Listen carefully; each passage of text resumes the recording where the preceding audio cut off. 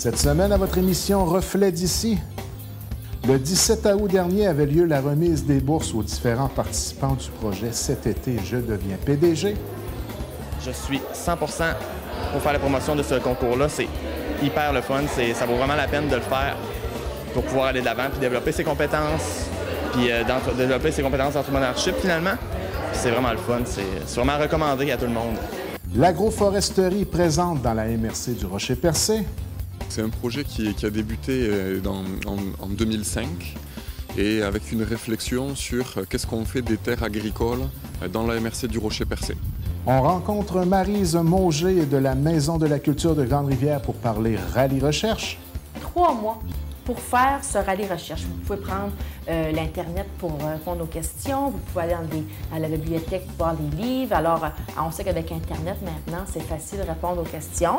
Alors, et bilan positif pour le parc de l'île Bonaventure et du Rocher-Percé.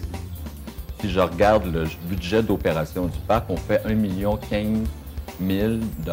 de dépenses. Ça, c'est des dépenses qui sont dépensées localement là, dans la région, à Percé, dans la région localement, pour des revenus autonomes d'à peu près 525 000. Mesdames, Messieurs, bonsoir et bienvenue à votre émission Reflet d'ici. Eh bien, c'est vendredi le 17 août dernier qu'avait lieu en présence de ses partenaires et des participants, le CLD du Rocher-Percé a procédé à la remise des bourses aux différents participants du projet Cet été, je deviens PDG. La première bourse a été remportée par Loane Baudin et Jenny Angléart. Les deux jeunes entrepreneurs se sont vus remettre une bourse de 1 000 $ offerte conjointement par la SADC Rocher-Percé et les caisses populaires Desjardins du Centre-Sud gaspésien et du littoral gaspésien. Leur projet d'entreprise, le camp Smarties, consistait en un camp de jour pour les enfants de 3 à 12 ans.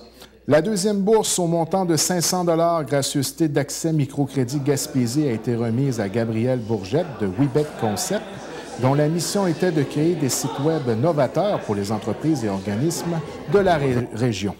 En plus de leur bourse, les récipiendaires conservent les gains accumulés durant le projet, 6 218 $ pour le camp Smarties et 3 816 $ pour Webec Concept. 2 autres entreprises participaient au concours, les deux offrant leurs services de menus travaux. L'entreprise Samuel est là pour vous de Samuel Leblanc-Trudel œuvrait dans le secteur de Percé, alors que l'entreprise Travaux Dufour et Clément le faisait, lui, dans le secteur de Chandler. Quoiqu'il n'ait pas remporté de prix, les deux participants se considèrent tout de même gagnants et sont désireux de participer à une édition ultérieure, tellement ils ont apprécié leur expérience. De plus, lors de l'événement, un prix de participation, soit un iPad, a été tiré parmi toutes les entreprises ayant complété le concours. Ce prix, commandité par la commission scolaire René Lévesque, a été remporté par Gabrielle Bourgette de Webec Concept. Les retombées économiques du concours et de l'opération des 4 entreprises participantes sont impressionnantes. 87 enfants de 50 familles différentes ont bénéficié des services du camp Smarties. 15 organismes et entreprises ont bénéficié des services de 3 autres équipes participantes. Au total, les revenus engendrés par le concours dépassent les 13 500 $ pour des profits de 13 000 $. La retombée la plus importante demeure cette dernière. 6 étudiants ont eu l'opportunité de se créer leur propre entreprise et ce sont 6 entrepreneurs potentiels qui en ont résulté. Alors, pour nous résumer le projet, j'ai réalisé une entrevue avec M. Richard Duguay, conseiller en développement et suivi des entreprises, et tout de suite après, une entrevue avec Gabrielle Bourgette de Webec Concept qui nous parle de son expérience sur le terrain. Le concept est relativement simple. On accorde un capital de départ de 500 $ à 5 entreprises étudiantes estivales, dans le but que ces entreprises-là se développent et génèrent des profits. Ensuite, on a un gala comme aujourd'hui, par lequel on va récompenser ces 5 entrepreneurs-là en herbe, en leur remettant des beaux prix, bien entendu. Et le but de tout ça, c'est de développer l'entrepreneuriat dans la MRC, parce qu'on sait que dans les prochaines années, on devrait avoir un déficit au niveau des entrepreneurs. Donc, on veut semer la graine pour éventuellement que ces jeunes-là deviennent des entrepreneurs. À partir de leurs 500 $ qui leur ont été attribués à chacun, ils ont quand même réussi à générer quand même une somme importante au niveau, une somme importante de profit. Oui, exactement. Pour les 4 entreprises qui ont participé cette année à l'édition 2012, on parle d'un profit total de 13 000 $. Et ça a vraiment permis à ces jeunes entrepreneurs-là de développer les qualités qu'il faut pour être un bon entrepreneur. Exactement. Étant donné que l'expérience leur fait vivre réellement qu'est-ce que c'est une entreprise. Ils doivent gérer des clients, doivent gérer leur publicité, doivent gérer leur compte client, doivent gérer tout ce qui est relié aux revenus, les opérations de l'entreprise. C'est des vraies entreprises qui sont réellement créées. Donc, ils apprennent c'est un apprentissage par la mise en pratique. On a pu voir que ça a été très apprécié aussi de la part des jeunes. Est-ce que ça risque de revenir l'année prochaine? Oui, je l'espère beaucoup que ça va revenir. Je compte là-dessus, étant donné qu'en 2012, on a eu un très beau succès. J'espère effectivement que ça va revenir en 2013. On ne peut pas avoir meilleure expérience qu'une expérience directement sur le terrain en ayant réellement une entreprise comme ces jeunes-là viennent de vivre. Là. Exactement. Dans les diverses façons qu'on a d'apprendre, l'apprentissage par la pratique demeure un des apprentissages les plus efficaces. Merci bien. J'ai eu la chance de faire affaire avec plusieurs entreprises telles que la Maison du pêcheur, j'ai aussi la boulangerie d'Orémy, Automobile Carmer. J'ai eu plusieurs réalisations dans mon portfolio. Puis ce concours-là m'a permis de mettre ça de l'avant un peu, d'avoir l'initiative de pouvoir avancer là-dedans. Puis ça m'a permis de développer mes compétences en informatique. C'est un peu ça. Donc c'était une belle expérience en tant que telle avec les clients aussi? Oui. En effet, j'ai eu la chance d'avoir beaucoup de relations avec mes clients, de pouvoir discuter davantage avec eux autres, de pouvoir apprendre aussi en même temps un peu comment une entreprise fonctionne. Parce que j'allais souvent sur place pour aller leur discuter avec eux autres. J'ai super adoré ça. C'était vraiment une expérience inoubliable. Et à partir du 500 $, je crois que tu as réussi à générer des revenus d'au-delà de 3 000 $, c'est bien ça? En effet, 3 800 $. Oui, c'est justement avec... j'avais aucune dépense au début de l'année. J'avais utilisé ce 500 $-là l'année passée. J'ai réussi à aller jusqu'à 3 800 $ cette année, zéro dépense. Est-ce que tu penses revivre l'expérience l'année prochaine ou du moins conseiller aux jeunes d'embarquer dans ce genre de projet-là? Je suis 100% pour faire la promotion de ce concours-là. C'est hyper le fun. Ça vaut vraiment la peine de le faire pour pouvoir aller de l'avant puis développer ses compétences, puis développer ses compétences d'entrepreneurship finalement. C'est vraiment le fun. C'est vraiment recommandé à tout le monde. Bien, félicitations puis merci. Merci beaucoup. C'est super gentil. Eh bien, vous le savez, dans la MRC du Rocher-Percé, il existe actuellement un laboratoire en agroforesterie. Actuellement, une dizaine d'agriculteurs participent au projet. J'ai rencontré M. Bertrand Hanel, coordonnateur du laboratoire en agroforesterie de la MRC du Rocher-Percé. Il nous résume le projet et tout de suite après, une entrevue avec un propriétaire de Pabot, M. Jesse Schott, qui nous parle des avantages de participer à ce projet. Donc, on est directement sur le terrain d'un agriculteur de la région de la MRC du Rocher-Percé. Peut-être nous parler du projet en tant que tel, en quoi il consiste et comment il a été initié. Donc, c'est un projet qui a débuté en 2005 et avec une réflexion sur qu'est-ce qu'on fait des terres agricoles dans la MRC du Rocher-Percé. Donc, on constatait qu'il y avait un certain délaissement pour l'agriculture depuis, disons, un demi-siècle pratiquement, et que beaucoup de champs étaient laissés à l'abandon. Puis la seule option qui était proposée, c'est le reboisement qui se fait habituellement en épinette, ce qui est une solution intéressante pour créer de la ressource de bois. Mais d'un autre côté, on pouvait penser qu'on perdait certains bénéfices qui viennent de l'agriculture, en particulier l'aspect campagne vivante, que les gens apprécient de façon générale, et tout l'aspect paysager. Et donc, face à ce problème de régression de l'agriculture, face au problème de progression de la friche, et vu qu'on avait une seule option à proposer qui était le reboisement qui se fait de façon intensive en épinette, on s'est dit que ça serait intéressant de regarder s'il pourrait y avoir d'autres options adaptées à des champs particulièrement intéressants. Donc, c'est intéressant non seulement au point de vue visuel, mais ça redonne une valeur ajoutée au terrain en tant que tel. Et puis, on essaie d'exploiter un maximum d'essences de bois, d'avoir des essences de bois qui sont intéressantes sur le long terme. Tout à fait. Donc, l'idée, c'est de combiner deux productions, qui sont la production agricole, qu'on veut maintenir, même si elle est légère, entre guillemets, puis la production de bois, donc on parle de sylviculture. Et là, on va travailler avec des essences à haute valeur ajoutée, c'est-à-dire du bois de grande qualité. Ça, c'est les deux productions. Et ces deux productions, on veut les combiner avec tout l'aspect cadre de vie. Donc paysage, intérêt pour les voisins, pour les résidents, pour les touristes, pour tous les gens qui finalement circulent sur le territoire ou qui y habitent et c'est intéressant, qui trouvent ça beau chez eux et pas juste productif. Donc l'idée, c'est produire et que ce soit beau en même temps. Est-ce qu'il y a plusieurs agriculteurs dans le secteur de la MRC qui participent au projet? Alors là, on a, à la fin de l'année, de cette année 2012, on va avoir une trentaine quand même de systèmes expérimentaux qui ont été mis en place à différents moments. Et en tout, on implique pas loin d'une dizaine d'agriculteurs. Puis l'idée, c'est qu'il y a les agriculteurs, donc on fait parfois des essais chez eux, avec ceux qui le souhaitent. Et il y a aussi l'idée d'associer un agriculteur et un propriétaire.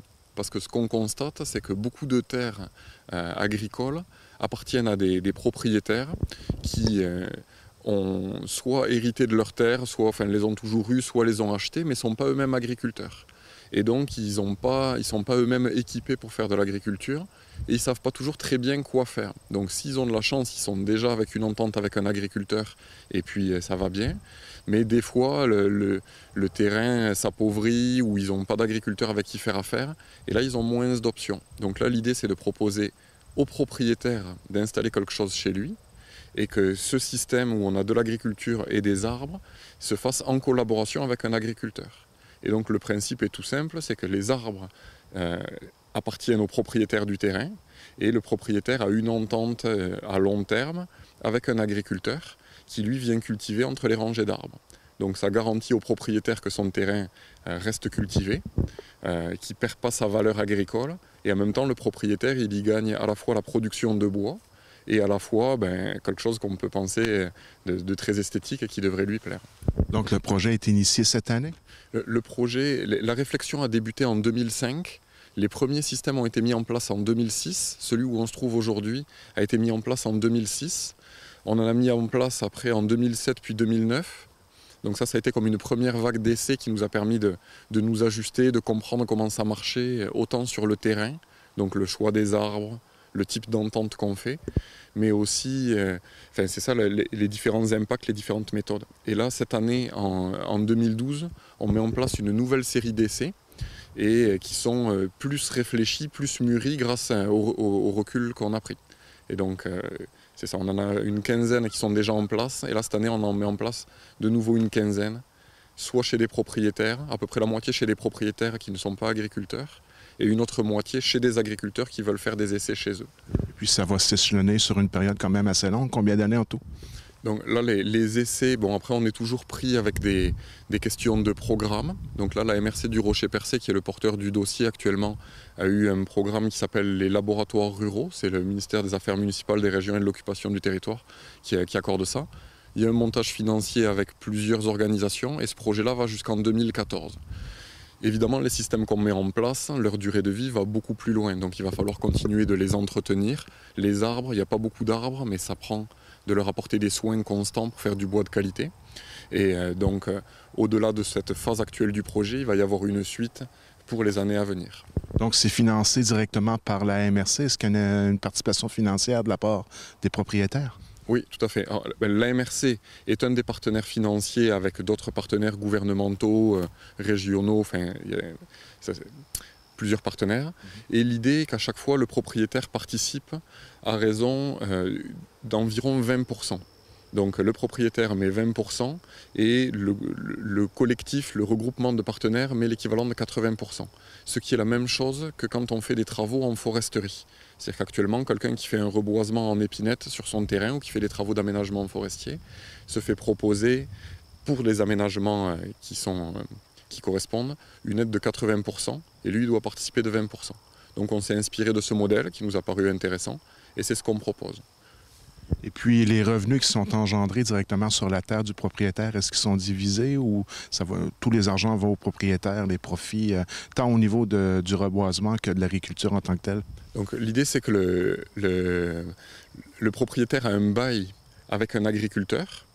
L'agriculteur, il doit verser une contrepartie au propriétaire. Ça peut être éventuellement en argent, mais plus souvent qu'autrement, l'agriculteur va plutôt faire une contrepartie en service, donc éventuellement participer à la mise en place des travaux.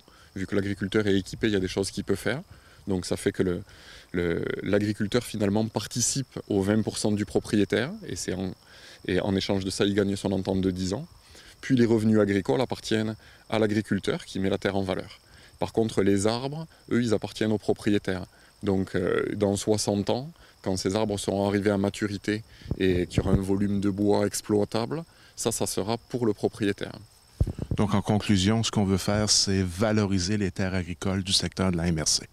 Exactement. Puis que ça profite à tout le monde, c'est-à-dire que les propriétaires s'y retrouvent avec une bonne mise en valeur de leur patrimoine, que les agriculteurs aient des conditions intéressantes de travail avec des ententes de 10 ans qui leur permettent de regarder vers l'avenir et de ne pas être stressés par l'accès aux terres. Puis finalement, on génère un potentiel de bois qui va être intéressant dans 60 ans pour créer une diversification forestière.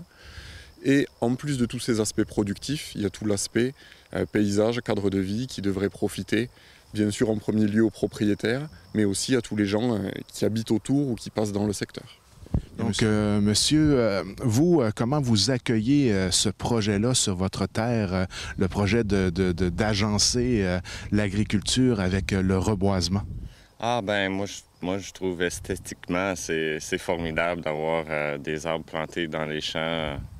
Ça l'ajoute beaucoup au regard qu'on peut donner en rentrant chez nous.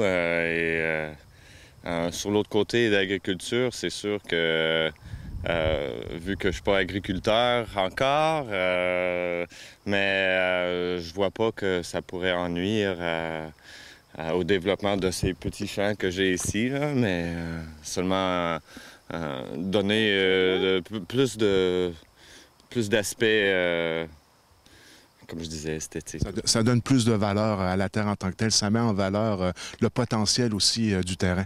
Mais aussi le fait qu'en 20-30 ans, la valeur des arbres aussi est à considérer.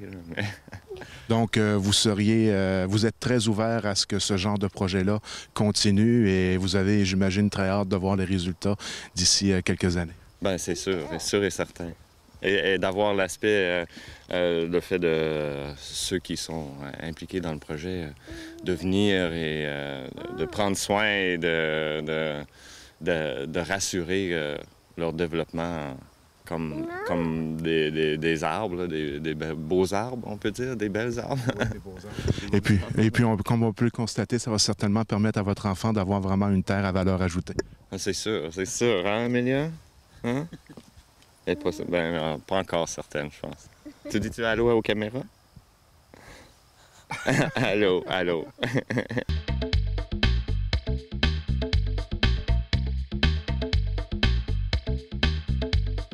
Eh bien, mesdames et messieurs, nous recevons maintenant en studio Maryse Mauger, qui travaille pour la Maison de la Culture, tout le monde le sait. Et aujourd'hui, elle est présente avec nous pour discuter d'activités quand même assez spéciales qui vont avoir lieu cette fin de semaine. Ça fait longtemps que tu travailles là-dessus. Oui, Mirko. Donc, un gros projet en perspective. Depuis le mois de mai qu'on est là-dessus, c'est mon bébé. Là. Depuis que je travaille à la Maison de la Culture, eh bien, cet été, j'aimerais aussi profiter des ondes pour remercier tout le monde qui sont passés à chapeau nos artistes.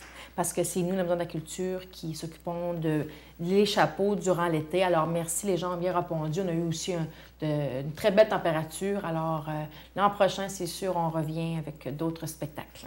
Donc, effectivement, très belle programmation cet été. C'est ça. Donc, on débute peut-être en parlant du fameux Rallye Recherche, une belle activité, et je crois que c'est axé pas mal sur la participation de la famille. Hein? Oui, famille, la recherche. Depuis 8 ans, le Rallye Recherche existe à la Maison de la Culture. Il faut spécifier aussi, c'est l'auteur, c'est M. Jean-Claude Bisson de Grande-Rivière, qui, à chaque année, travaille pour ce Rallye Recherche.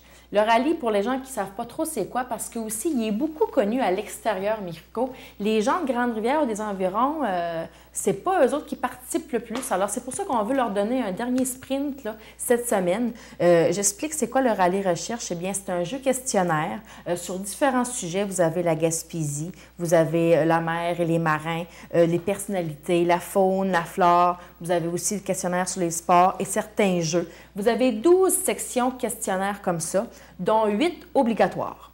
Dans les restants, vous pouvez en sélectionner une ou tous les faire. Les autres, ça va aussi dans les arts, spectacles. Vous avez différentes catégories, mais sur 12 sections, il y en a 8 obligatoires. Vous avez 3 mois pour faire ce Rallye Recherche. Vous pouvez prendre l'Internet pour répondre aux questions. Vous pouvez aller à la bibliothèque voir les livres. Alors, on sait qu'avec Internet, maintenant, c'est facile de répondre aux questions. Alors, vous avez 3 mois jusqu'au 30 novembre.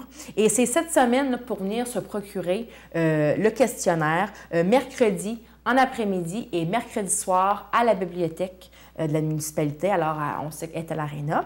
Alors, Marie-Paul va être là avec d'autres bénévoles pour remettre les questionnaires aux gens intéressés. Alors, il est au coût de 25 $ si vous venez vous le procurer mercredi Et 30 $ par la poste, si on vous l'envoie. Parce qu'on a beaucoup de gens de l'extérieur, comme je disais tantôt, Nouveau-Brunswick, Québec, Montréal. Il y a beaucoup de personnes à l'extérieur qui sont au courant du rallye recherche et année après année le font.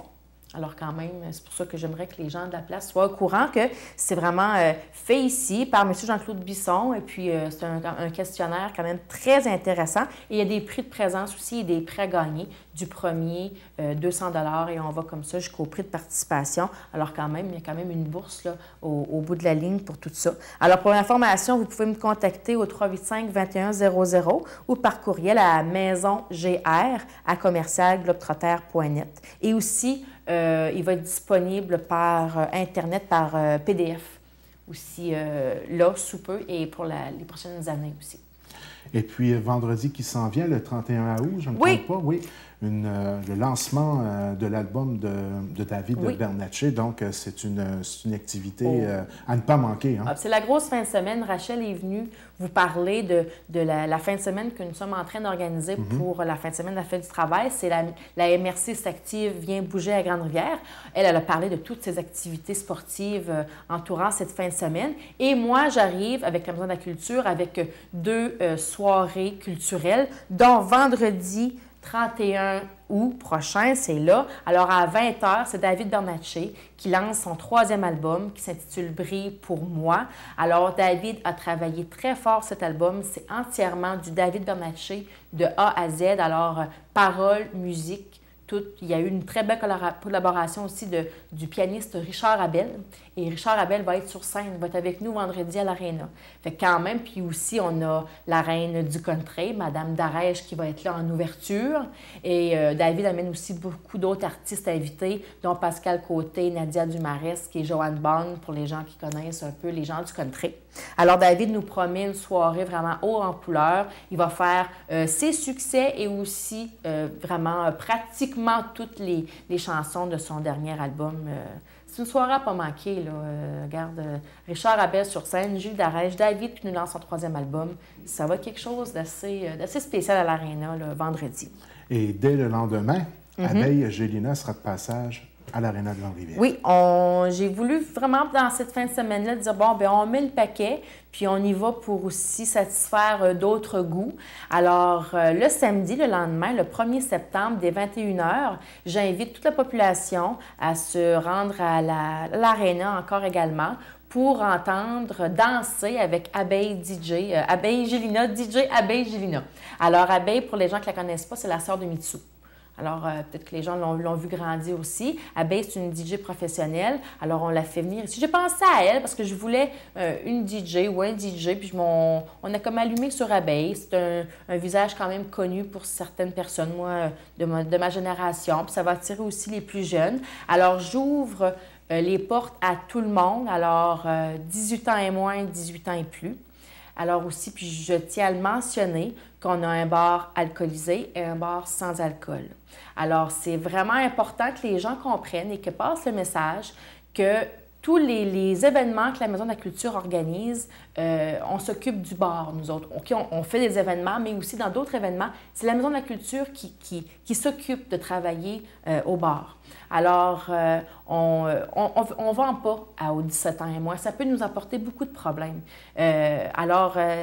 Il y a beaucoup de surveillance aussi sur place. Les policiers sont là, pas toujours habillés en police, souvent en civil. Alors, puis c'est pour la sécurité, puis refaire aussi beaucoup d'autres événements. On est très strict là-dessus depuis mon entrée, peut-être. On ne sait pas ce que le monde dise, mais c'est ça quand même. Là. Okay. Alors, j'ai un service de boissons non alcoolisées, puis on sait aussi que ce n'est pas juste les 17 ans et moins qui vont prendre aussi un verre sans alcool. Oui. Alors, ça satisfait 2 genres de clientèle. C'est ça. Non seulement ceux qui ne sont pas des consommateurs d'alcool, ils pourront avoir des boissons qui vont être offertes à eux autres. Et puis tant pour ceux qui sont plus amateurs d'un peu d'alcool. Je veux que la soirée soit vraiment agréable, que toutes les générations viennent danser. On sait que c'est sûr que Abeille, c'est vraiment de la musique dance. dance pop actuelle, mixée avec des chansons qu'on connaît moins. Alors, c'est vraiment une DJ qui va savoir faire lever la foule.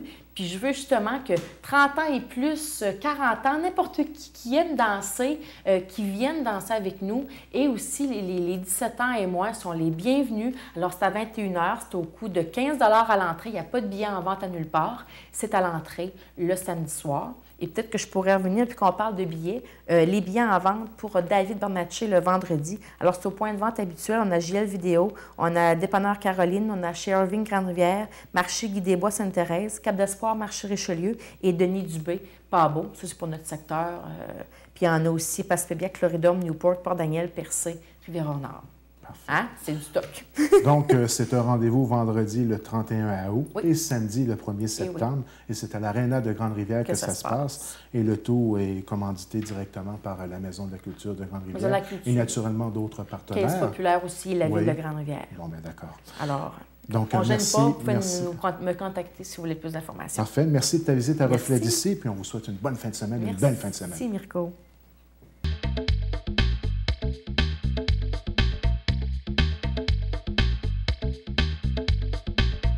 Alors, mesdames, messieurs, nous recevons maintenant à l'émission Reflet d'ici estivale M. Rémi Plourde, directeur du Parc national de l'île Bonaventure et du Rocher-Percé. Il vient discuter avec nous de la fonction du parc et il nous explique un peu aussi la mission de l'ensemble de cette infrastructure. Donc, bonsoir, M. Rémi Plourde. Bien le bonsoir. Vous allez bien? Très bien, merci vous aussi. Ça va très bien. Donc, on va débuter l'entrevue peut-être en parlant de la mission première, de ce en quoi consiste le Parc national versus la CEPAC. Essayer de démystifier un peu en quoi consiste l'un l'autre. Exactement. Vous savez, comprendre la mission. La CEPAC, c'est une société d'État qui a été créée dans les années 80 pour gérer les équipements publics. Ils ont eu, dans un premier temps, les réserves, les équipements touristiques, puis à partir de 1999, ils ont eu l'ensemble des 23 parcs nationaux. La CEPAC, c'est une entité administrative. Vous savez, moi, je dis toujours que ça fait des chèques, tandis que quand vous allez dans les opérations, c'est Parc Québec qui est dans la CEPAC qui va gérer les 23 parcs nationaux. Et en Gaspésie, on est particulièrement bien doté. Parc national de l'île Bonaventure Rocher-Percé, Miguacha, Parc national de la Gaspésie, Parc national du Bic. Donc, une belle brochette de parcs nationaux qui sont des produits d'appel d'offres particulièrement importants en Gaspésie. Et ils jouent un rôle très, très important au niveau du développement touristique et de l'attirance que les gens ont à venir faire leur tour en Gaspésie. C'est un chiffre d'affaires intéressant. On parle d'au-delà d'1 million de dollars et on parle de plusieurs personnes qui travaillent au sein du parc en tant que tel. Exactement. On a comme une espèce de mythe à défaire. Là. Dans le fond, nous, on ne fait pas d'argent, on en dépense. Si je regarde le budget d'opération du parc, on fait 1,15 million de dépenses. Ça, c'est des dépenses qui sont dépensées localement là, dans la région, à Percé, dans la région localement. Pour des revenus autonomes d'à peu près 525 000. Si on calcule bien, entre les deux, il y a 495 000 de différence. C'est 495 000 de différence, de trous, parce que c'est une perte nette. Si on calcule, on se finance à peu près 45-50 d'autofinancement. L'argent, elle vient d'où? Le gouvernement donne à la CEPAC des honoraires de gestion pour couvrir les mandats de conservation et d'éducation, mais ce n'est pas assez. C'est vraiment l'ensemble des gros parcs, des gros porteurs, ceux qui sont dans la zone périurbaine de Montréal, Tremblant, Oka, Offer, qui font plus d'argent. Il y a une redistribution de cet argent-là sur l'ensemble du réseau. Donc, d'où l'avantage d'être dans un réseau de parcs nationaux pour réussir à équilibrer nos budgets. Localement, nous, on va engager 60 personnes. C'est des gens de Percé, de Grande-Rivière, de Chandler, de Gaspé qui travaillent au restaurant, qui travaillent en éducation, qui travaillent au service collectif, aux services généraux, qui sont là pendant tout l'été à œuvrer, à faire en sorte que ce parc-là soit propre, soit beau, mais soit aussi et continue à avoir son rôle de produit d'appel d'offres important. Un parc national, c'est un trademark, c'est une appellation importante. Des îles dans le fleuve, dans le golfe Saint-Laurent, il y en a beaucoup. Elles sont pour la plupart privées et inaccessibles. Un parc national qui est l'île Bonaventure Rocher-Percé, ça veut dire une accessibilité. Ça veut dire 60 000 personnes qui rentrent là à l'année, sans compter les gens qui débarquent et qui restent dans le bateau. Donc, ça fait une brochette d'à peu près, je dirais, à peu près 90-100 000 personnes qui font le tour ou qui vont dans ce parc-là. Imaginez l'importance économique que ça comporte. Ça veut dire que c'est des gens qui ici passent la journée dans le parc, vont coucher à Percé, vont manger à Percé, vont découvrir la région de Percé. Donc, c'est un élément économique. Les retombées économiques que ça génère, ça, elles sont surtout pour le milieu privé qui va en profiter. Hein. C'est un hôtel, c'est un restaurant, c'est un transporteur en bateau. Nous, on est là, comme je disais, 1,15 million de dépenses pour des gens et des dépenses qui sont faites ici localement. Nous, on ne fait pas d'argent, on fait plus en dépenser. Les appellations parc national, comme je disais, c'est une raison pour la clientèle, particulièrement les Européens, de venir dans une région pour visiter une région parce qu'il y a des parcs nationaux. Et on le sait en Gaspésie, on est foutrement bien servi en parcs nationaux. Là, c'est des beaux produits. C'est notre principal produit en Gaspésie. Et le parc de l'île Bonaventure et du Rocher-Percé a quand même quelque chose d'exceptionnel, un caractère exceptionnel, ne serait-ce que par sa mission, ne serait-ce que en passant par l'interprétation, l'éducation, la protection, l'éducation. Ça n'a pas simplement une seule mission, ça couvre plusieurs aspects. Vous savez, les parcs sont créés pour deux raisons. Ou ils sont représentatifs d'un milieu naturel qu'on va représenter dans un microcosme qui va être le parc, ou à cause de leur caractère exceptionnel. Île Bonaventure Rocher-Percé, c'est vraiment à cause de son caractère exceptionnel. La fameuse colonie de foot-bassin, vous savez que c'est la plus accessible mondialement, une des plus grosses en importance. Oui. C'est la géologie, le Rocher-Percé, qui est une icône incontournable. Vous avez le patrimoine bâti, l'histoire. Vous savez, tous ces blancs et rouges, ça s'appelle les compagnies georgiaises, étaient Robin, Le Boutillier. La présence des habitants sur l'île Bonaventure au 18-19e siècle, qu'on retrace par le biais de la restauration des bâtiments. Vous savez, tous les bâtiments Robin, Chaffaut, Cantine, Saline, Négère font partie du parc, avec les installations du parc. Le centre de découverte est au rez-de-chaussée du Chaffaut. La Saline à côté sert aux représentations théâtrales des causeries qu'on donne en soirée pour le parc. Donc, tous ces bâtiments-là ont été restaurés par le parc dans la zone de service en rentrant sur l'île. La maison Le Boutillier, l'entrepôt Le Boutillier, les anciens bâtiments de la compagnie ont aussi été restaurés et servent aux besoins du parc. Et depuis 3 ans, on est le long du chemin du roi à restaurer un à un, les bâtiments qui étaient les anciennes maisons des anciens habitants de l'île. Les maisons Duval, Brochet, Wall, Kitty-Bruno. Ces maisons-là sont en partie restaurées. Il va en rester 4. Après l'exercice de cette année, il va rester 4 maisons sur 24 maisons à restaurer. Ça, c'est une partie du mandat de conservation qu'on a dans un parc national. L'autre mandat, c'est l'éducation. Donc, c'est par le biais des gardes-parcs naturalistes. Vous savez, moi, je suis toujours dans un parc, c'est des superbes de beaux endroits. Les naturalistes sont souvent là aux endroits où c'est encore plus beau. Alors, imaginez quand vous arrivez à la colonie de foot-bassin, vous avez cette mer de foot-bassin à vos pieds. Et le garde-parc naturaliste, il est là. Il est là parce que vous êtes ému, vous avez plein de questions, vous voulez en savoir un petit peu plus. Le garde-parc, il est là, lui, pour vous amener beaucoup plus loin, à comprendre et à ramener une partie d'histoire, de géologie ou d'ornithologie chez vous, vous apprendre à connaître un petit peu plus le milieu naturel que vous êtes venu découvrir en tant que touriste. Vous apprendre aussi, au niveau de la conservation, des petits gestes, des petites attitudes à avoir et à conserver. Chez nous, au parc, au restaurant, les ustensiles sont en patates, les assiettes sont en maïs et tout ça est compostable. Mais quand les gens voient ça, ils font « Oh, chez moi, dans mes habitudes, je peux peut-être changer certaines de mes habitudes aussi. » C'est ça aussi à quoi ça sert un parc national. Conserver, protéger, découvrir. Il y a un programme d'interprétation dans ce parc-là qui est un des plus beaux programmes des 23 parcs nationaux du Québec. Vous pouvez aller à la colonie de foot-bassin avec un garde-parc naturaliste en randonnée le matin à 10 h. Vous avez à la colonie, les naturalistes sont là pendant toute la journée. En histoire dans la maison, Le Boutillier. Le long du chemin du roi, ça s'appelle Dans les pas des insulaires. Ça parle des habitants qui ont vécu sur l'île Bonaventure au 19e siècle. Vous avez les causeries dans la Saline qui est rattachée à Percé au parc, où est-ce qu'on va faire des présentations comment transformer un humain en foot-bassin, parler de mammifères marins. Il y a toutes sortes de thématiques à tous les soirs. Le centre de découverte qui est là, lui aussi. On est dans l'espace Suzanne Guittet en partenariat avec l'Office pour des présentations sur les oiseaux marins. Vous voyez, vraiment un beau programme. La plus belle des activités qu'on a données cette année, c'était une nouveauté parce qu'on l'a transformée. C'était les sorties nocturnes. Donc, on est sorti, la dernière est ce mardi, où est-ce qu'aller la nuit, en soirée, la nuit, dans le parc, quand d'habitude, c'est pas ouvert, c'est fermé. Partir à 18 h, revenir à 22 h, je vous jure, les gens revenaient avec des éclairs d'étoiles dans les yeux tellement qu'ils étaient contents. Donc, ça fait partie aussi de notre mandat, ça, de d'offrir une programmation qui va faire en sorte à retenir la clientèle. C'est pas juste d'être dans un parc, d'être sur une île, mais c'est d'être aussi avoir l'interprétation qui va nous aider à comprendre, qui va alimenter et faire en sorte que l'île, le parc, va rester un élément d'attraction et de rétention. Et comme on a dit, si nous, on garde des gens, ça veut dire que des gens vont rester à Percé plus longtemps, ça veut dire qu'ils vont dépenser plus, donc c'est une roue économique qui tourne. Effet très intéressant. On parle des gens qui dépensent, l'ensemble des argents qui sont générés par le parc en tant que tel et réinvestis à l'intérieur du parc. Donc, c'est un aspect qui est très intéressant. Exactement, et ça, c'est important. L'argent qu'on fait, les revenus autonomes, comme on a dit tout à l'heure, je fais un trou d'à peu près 50 %, mais il y a les revenus autonomes qui, eux, vont rester dans le parc.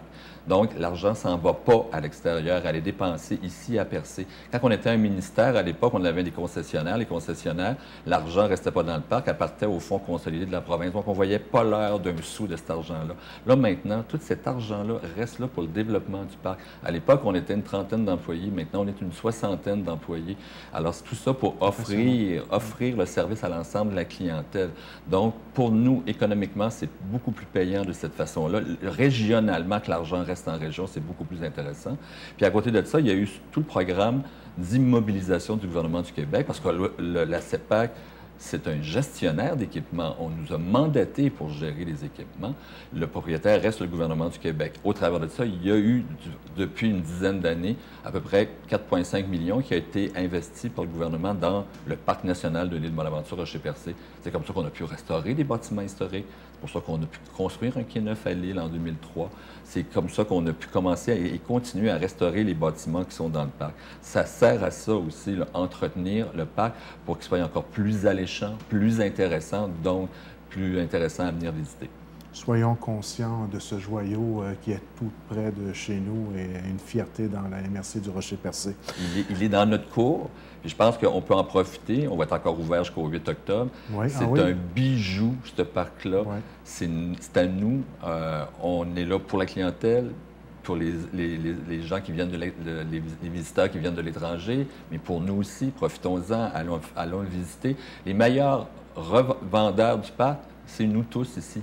C'est quand on a été voir la colonie de Fou-de-Bassan, on sait à quel point c'est beau, puis on sait, quand on a de la visite, on est capable de mieux le vendre. Il faut les amener là, c'est un incontournable. Oui. En terminant l'entrevue, peut-être faire un petit bilan de cette année. On en a quand même parlé un peu. Vous avez parlé de quelques activités en tant que telles. Est-ce qu'on peut dire que cette année, ça a été une bonne année, même si ça se termine le 8 octobre? Je suis très content de le savoir. Je ne pensais pas que ça allait aussi loin dans le temps. Mais est-ce qu'on peut se permettre, à l'heure où on se parle, de faire quand même un petit bilan de comment ça a été cet été? On a eu un été quand même exceptionnel. Tout à fait. Bon an, mal an, on est toujours à peu près ouvert de la fin mai. Cette année, c'était le 28 mai jusqu'à l'Action de grâce. Et on reste ouvert sur réservation pour des groupes à peu près jusqu'au 15-16 octobre à peu près. Et une saison particulière, vous savez, ce parc-là, s'il fait beau, l'achalandage va très bien et on a eu un été sublime. Donc, ça a été un petit peu lent au niveau juin. Mais là, je suis à peu près à 2000 personnes à l'avance sur l'année passée. Donc, effectivement, il y a un bon achalandage. Ça se concentre, ce qu'on voit, c'est une tendance des 15 dernières années. Tout est concentré là, sur à peu près à partir de la mi-juillet jusqu'à la fin août. C'est là que le cœur de la saison se passe. C'est ça, la haute saison. Mais il y a un peu de clientèle d'Européens au début, au mois de juin. À l'automne, ça va être une séquence de groupes organisés européens qui vont être ici. Ça parle plus français qu'autrement rendu à l'automne ici. Mais c'est quand même habituellement de la fin août jusqu'à la fermeture, c'est à peu près 10 000 personnes là, qui vont profiter encore là, du parc là, puis séjourner dans le parc. Puis on peut peut-être rappeler aux gens, on parlait du 60 000, là, donc on joue dans le... On joue dans une braquette d'à peu près 60 000 visiteurs là, qui viennent à chaque année. Imaginez, c'est important. Et ce que ces gens-là, eux, dépensent aussi à Percé, c'est important. Si l'île était une propriété privée, il n'y aurait pas de gens, il n'y aurait pas 60 000 personnes qui débarqueraient dans le parc. Donc, c'est une autre réalité, là, quand on parle d'un parc national, d'une accessibilité pour tout le monde, d'une ouverture et d'une conscientisation qu'on fait par le programme d'interprétation, ce qui est particulièrement important. C'est notre mandat. Bien, M. Plourde, merci beaucoup de votre visite à la télévision communautaire de Grande-Rivière. Je crois qu'on devrait en faire une religion, se voir à tous les ans. À toutes les années. Pour faire un bilan, parce que c'était très intéressant pour les gens à la maison qui ne connaissaient pas parfaitement la mission du parc et l'ensemble des attraits qui sont disponibles. Bien, ça permet aussi de le rappeler. Il y a toujours une petite clientèle touristique qui se promène à Percé à l'heure où on se parle et qui écoute le canal communautaire, à qui on aura peut-être donné le goût de profiter un peu plus de l'attrait en tant que tel. Prenons ça comme une promesse annuelle de faire. De toute façon, nous, il y a des nouvelles affaires qui vont arriver à chaque année, de toute façon. Donc, on se revoit l'été prochain. On se revoit l'été prochain. Merci beaucoup. Au plaisir. Bien, mesdames, messieurs, c'est ce qui va conclure votre émission Reflet d'ici pour cette semaine. On se donne rendez-vous la semaine prochaine. N'oubliez pas le rendez-vous du Téléthon dimanche prochain. Et on se laisse sur des images du 100e anniversaire de Mme Raymonde Béliveau-Roussy. À la semaine prochaine.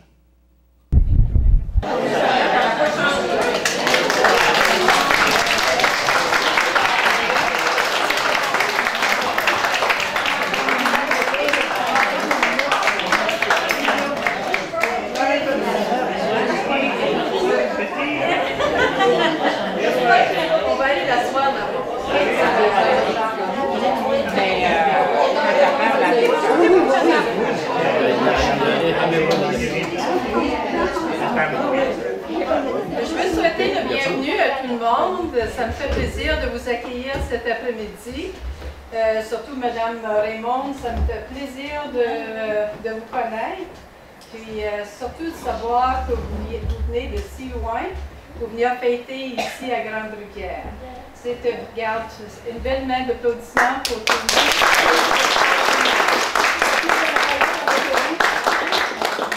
Oui, c'est une veillante. Hein? Elle a tout fait ça en autobus, 12 heures, 14 heures d'autobus pour venir visiter Grande-Rivière.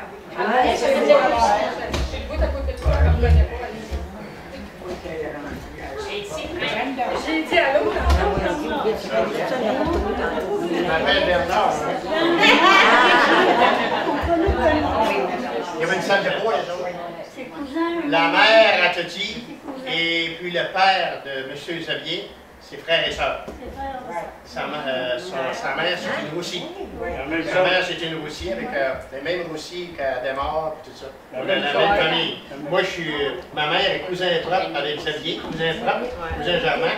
Elle est cousin propre avec M. Teti. Donc, Mme Ramon est au nom de toute la population de Grande-Rivière. Les gens de Grande-Rivière, ça nous fait plaisir de vous offrir ce petit présent au nom de nous tous. Je remercie toute la famille là, ici. Toute la paroisse ont fourni quelque chose. Merci à tout le monde. C'est moi, c'est sûr et certain, nous autres, on ne laisse pas passer sans lui adresser un hommage. Cet hommage va être lu par Obéline. Ça fait Obéline, si tu veux venir me trouver ici. En mars 1936, des femmes généreuses ont fondé le cercle. D'autres ont poursuivi le travail des fondatrices en recrutant des membres, en organisant des ateliers et des expositions, en recherchant un lieu de rencontre. Lorsque ce bâtiment nous fut accordé, les administratrices et les membres se sont dévoués à la rénovation, à l'entretien et à son aménagement plus adapté aux besoins d'aujourd'hui. En mars 1936, vous étiez présente à l'Assemblée de fondation et vous êtes toujours membre en 2012. Merci à vous. Faire partie des cercles de fermières, c'est enrichissant. Y demeurer après 76 ans, c'est extraordinaire. C'est une preuve de votre attachement au CFQ et plus particulièrement au cercle de Grande-Rivière. Le petit geste que vous avez posé cette année-là en fondant le cercle de fermières et les autres qui ont suivi ont contribué à l'amélioration des conditions de vie des femmes et des familles de Grande-Rivière. Merci au nom de toutes ces personnes. Parmi les femmes qui ont contribué à la vie du cercle, votre famille est bien représentée. Votre maman était membre du premier conseil d'administration et est devenue présidente par la suite. Que dire du travail de votre sœur Ena, qui a beaucoup donné de son temps et de ses énergies au cercle? C'est elle qui a obtenu notre beau local de la ville. Soyez assurée, Madame Raymond, que nous sommes reconnaissantes. C'est plaisant de pouvoir vous le dire de vive voix. Votre longévité est exceptionnelle. Vous allez devenir centenaire en avril prochain. C'est une preuve que le travail ne tue pas. Vous avez élevé une belle famille, tout en aidant au commerce familial, en plus de trouver du temps pour les fermières. Bravo. Nous souhaitons que les jours à venir vous soient agréables, que votre santé vous permette de profiter de petits et grands plaisirs que la vie veut bien vous accorder. Les membres du cercle de fermières. Ce texte a été composé par Madeleine Nicolas.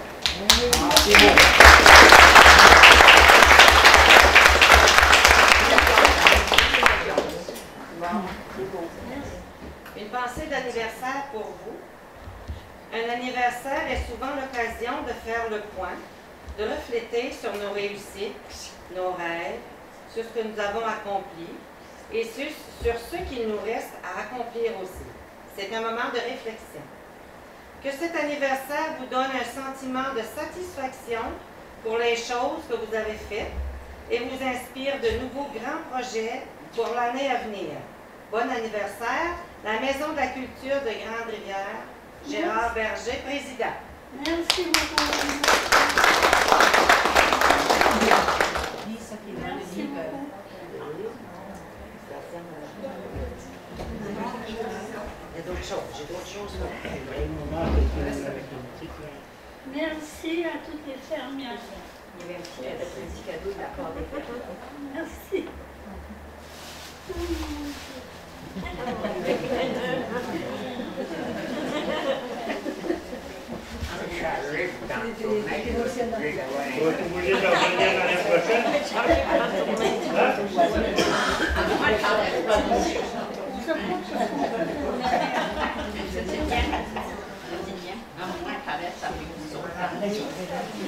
On va des chums jusqu'à l'île. Ah, ok.